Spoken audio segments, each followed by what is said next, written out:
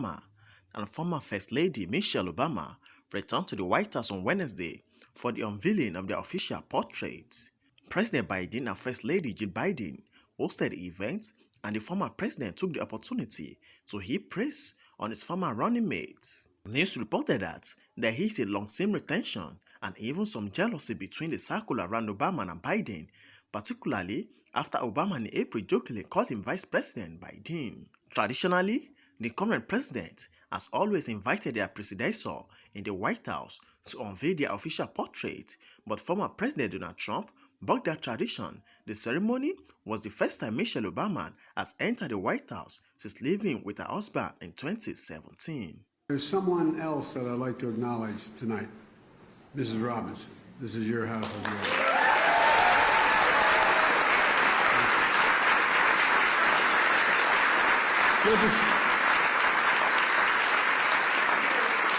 It's good to see you again, Mom. It really is. It's also good to see Miss Wilson, who known affectionately as Mama Kay.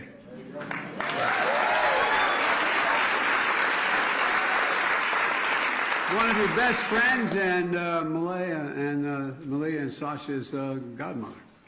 And as they say in Southern Delaware, you've done good, kid. And, President Kennedy once observed that every president must endure the gap between what he would like and what is possible. He was right. The history books are full of stories about presidents trying to bridge that gap. Stories that include the burdens of the office, the difficult decisions, how the work is always serious and often solemn. And all of that's true, but so is this. With Barack as our president, we got up every day and went to work full of hope, for real, full of purpose, and excited about the possibility before us. There are few people I've ever known with more integrity, decency, and moral courage than Barack Obama. The chance that I had to stand shoulder to shoulder with all of you,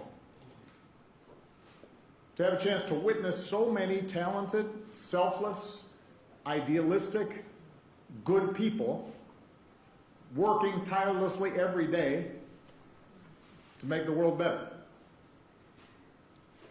And for 8 years, and even longer for some of you, I drew on your energy and your dedication and your goodness. You inspired me, and I never wanted to disappoint you. And I tried to reflect the same heart and character that you displayed every day. Even during the toughest times, it was all of you that kept me going. So it's good to be back, to have a chance to see all of you, and to once again say thank you. Now, as much as I miss our work together, what's been a special joy is to see what's happened since. Because so many of you are doing amazing things, whether it's in government, in the private sector, in academia, or nonprofits. And I'm especially glad to see so many of you serving President Biden, as well as you serve me. Although now some of you who, let's face it, you were kids back then, are now in charge and running the show, which is a little shocking.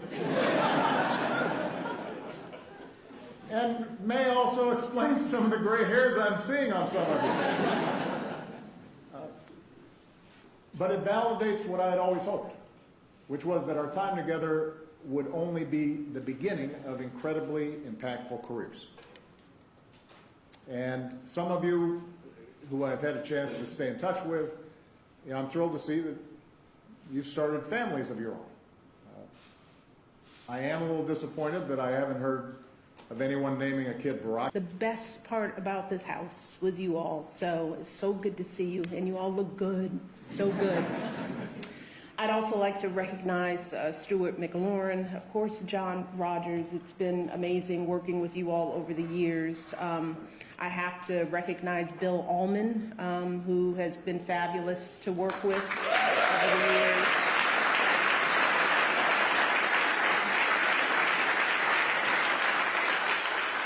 And of course, Thelma Golden and my dear friend Michael Smith.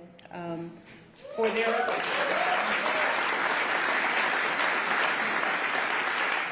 we are where we are because of their comprehensive and rigorous work to identify these incredible artists. And that brings me to our artist, of course, Robert McCurdy, who, you did a good job. Did a good job. But I got to spend a lot of time with Sharon Sprung.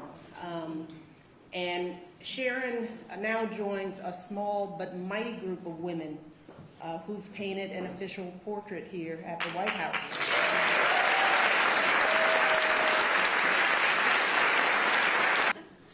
14 years ago, Michelle, on a cold night in November, a sea of people gathered in Grant Park to be a part of history. There was laughter and music and dancing. There were tears as friends and strangers alike held each other, overwhelmed with the joy that hope and change had been realized. The crowd roared, radiating the sense that anything we could dream was within our reach. But at the heart of that enormous moment was a family. 2 little girls who would grow up exploring the secret halls and hideaways of the White House. A mom who would bring her whole heart to serving the American people as First Lady, while still guiding and protecting her family with a ferocious devotion.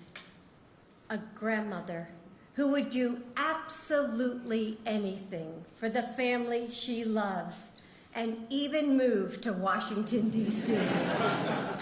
And a father who showed the world the meaning of yes, we can.